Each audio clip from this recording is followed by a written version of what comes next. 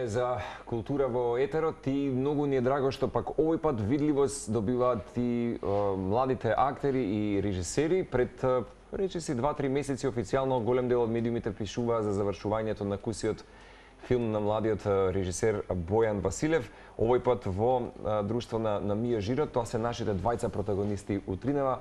Говориме за филмот кој што всушност се обидува токму преку целата таа убава креација и магија да го потикне диалогот на Западен Балкан преку заекнување на културните и креативните сектори за зголемено социјекономско влијание. Добро ни дојдовте во нашиот дом на утринската. Ева вака се чувствуваме пријатно, нели?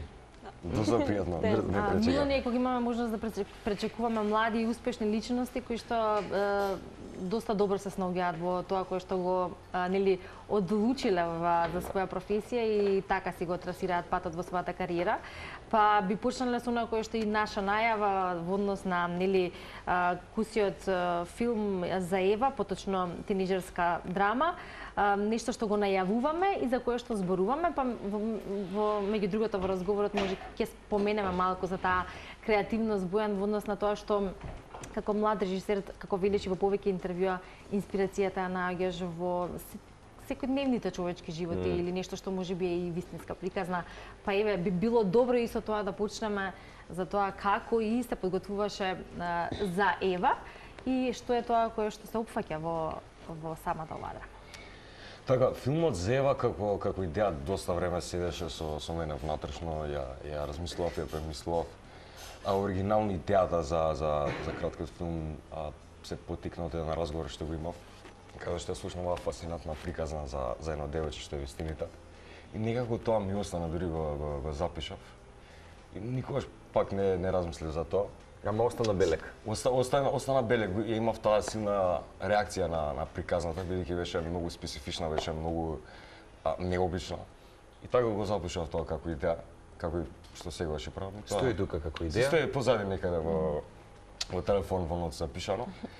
И се дур не помина некое време каде што од лични искуства, по другари што слушам, каде што многу набрзо, целиот тој хаос на секојдневниот живот, јас видов една приказна каде што се одвива за едно девојче и така решив да го напишам сценариото да го напишам. Така што филмот е инспириран доста од секојдневниот живот, меѓутоа има една приказна што вистински има инспирирано. Што го ме инспирирано во што. Тоа значи вистинска приказна во самиот филм.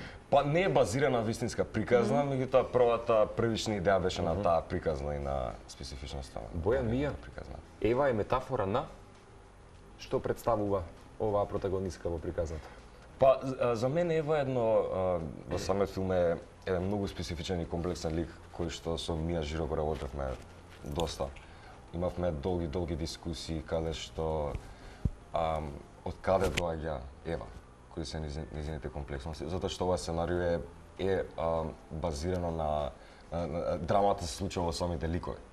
Конфликтот е во самите ликови, во нивните карактери, така што доста време работевме со Мија за ликот, ама ако ја сумираме Ева, она доаѓа од место на љубов. Како дојде до вашата соработка со Мија, се разбира, и како всушност вие сте и од Мија ќе слушнеме до подготовките за да се долови она кое што Бојан си го имал во својата глава конкретно за Ева, која што е главната нели Ја портретираш во да, и па јас и Бојан се запознавме на кастингот што беше за филмот. И кога ја добив улогата, од самиот уште од одма почнавме со проби, ама не само како начално проби, туку и по телефон некогаш можеш да збориш, да. И по 2-3 сати зборавме само за Ева и за нејзиниот лик и нејзината позадина и се што е потребно да се зборува за помеѓу режисер и актер. Јас бев многу среќен кога Мија се пријави на мојот кастинг. Се сеќавам, беше првично како мајката што е во филмот, првично како улога јас ја замислов Изабела Новотни. Јас секогаш имав нејзе во памет цела година, дури затоа што пред година да го напишам сценариото со Изабела се сретнав. И ја барав Ева на некој начин. Секој режисер претпоставам го има тој страв. Леле, кој ќе го кој ќе биде носител на проектот, да речеме, или главната улога, така е. И се сеќавам, пуштивме еден кастинг на Инстаграм, на стори, на пријатели го споделија. И имаше доста заинтересирани Реакции луѓе. постоја? Реакција, апсолутно. И ја видов Нија. И викам, нема шанси, ова актерката од сестри филмот. Јас два пати ти пратив мејл, за како не Немаш испрати. Го видовме, обично не враќам, уште еднаш праќа. А викам, окей, го имаш моето внимание. Ја повикавме на кастинг и се сеќавам бев со Сандер Јансков, со мојот продуцент и Костандери, што е на овој филм, седевме во кастинг собата и први момент кога влезе Мија, пишав Ева со големи букви. Колку е добро. Колку е добро. Се прати сигналот дека ова ќе биде дефинитивно. Апсолутно. Мија, ајде малку за искуството при снимањето на филмот. Колку ти требаше за да речеме се бидеш она што Ева го представува во филмот, што значи да се соживееш со улогата. Мислам, улогата што ја играм во филмот на Бојане беше стварно предизвик да се одглуми, најмногу поради емотивната состојба на ликот. Сега пробам да не откривам многу, што така се договоривме. Јас искрено со Бојан, мислам, не се сомнев дека ќе биде добра работата, дека ќе ми помогне да се најдам во ликот, дека работата ќе биде како со било кој професионалец. И мислам дека треба да е пример за луѓето од неговата генерација. Мислев искрено кога прв пат се пријавив на кастинг, кога видов дека се работи за млади режисери, се викам чекај, ќе треба сама да си го правам ликот, улогата, ама он ми покажа сосема спротивно нешто. И ми помогна да се пронајдам во нејзината приказна, во случките нејзини, бидејќи, нели, сега не знам што можам да кажам. Доста екстремни работи се случува. Да не направам Дали има спойлер. среќен крај, само да кажеме? Сега тоа е многу голем Што спойлер. е среќен крај? Јас би кажал надеж. Сакам во моите филмови да има тематиката на надеж, затоа што сметам дека надежта е нешто многу важно за сите нас. И сметам дека ако ние како луѓе изгубиме надеж, сметам дека губиме се, така што надежта е една многу важна како тематика што се спомена. Можеби не е првично видлива, ама дефинитивно се чувствува. Значи, покрај тоа што има, да речеме, емотивни турбуленции во сценариото за Ева, сепак има оптимистичко сценарио на крајот, надежта на некој начин. Можеме така да кажеме. Така?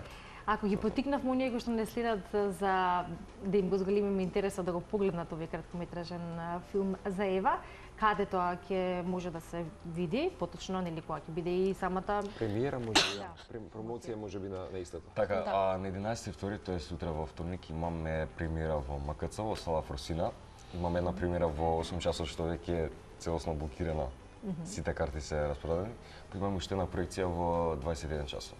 Одлично. Сакам да прашам, ќе се очекува Ева да патува низ Македонија, како и на кој начин може би навигирано со датуми, места или филмски фестивали, бидејќи знам дека во последниот период дали може би за фестивалот филма и за некој друг има веќе нели конкурс за краткометражни куси филмови, каде се Ева ќе биде прикажана. Така е. Претпоставам како и секој режисер се надевам на што повеќе фестивали, што повеќе места.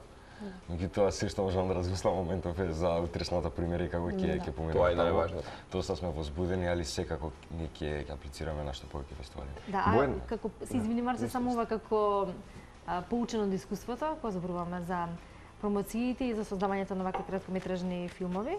2039 и Братот на Вера, тематски многу различни, но истовремено многу лични и интимни, што е она кое што ете и од претходната инспирација и оваа инспирација за конкретниот филм за кој што ние денеска зборуваме е избор. Зошто најчесто инспирацијата се црпи токму од таму или како доаѓа таа инспирација за создавање на? За мене конкретно од секогаш било специфичноста. Што по-специфично е сценариото, што по-специфични идејата, толку подобро. Ако е нешто општо, некако не го чувствувам јас. Претпоставам има некои работи што во секојдневниот живот што ќе се истакнат повеќе од другот или кога е нешто многу специфично како филмот 2039 каде што е за еден дечко како живее во 2039-та, пред искочи дома става гас маска и набрзо и ние како гледачи да знаме дека сите други носат гас маски. Тука можеме да претпоставиме што те потикнало. Загадувањето и такви работи, али еден една перспектива на секојдневниот живот во такој како би изгледал. Така што поспецифична е идејата, обично толку посилна интуиција имам за истата и не размислувам многу, само почнувам. Така што поспецифично тоа подобро. Јас кажав, честитки секако, ќе те вратам само неколку календарски години на Sisterhood.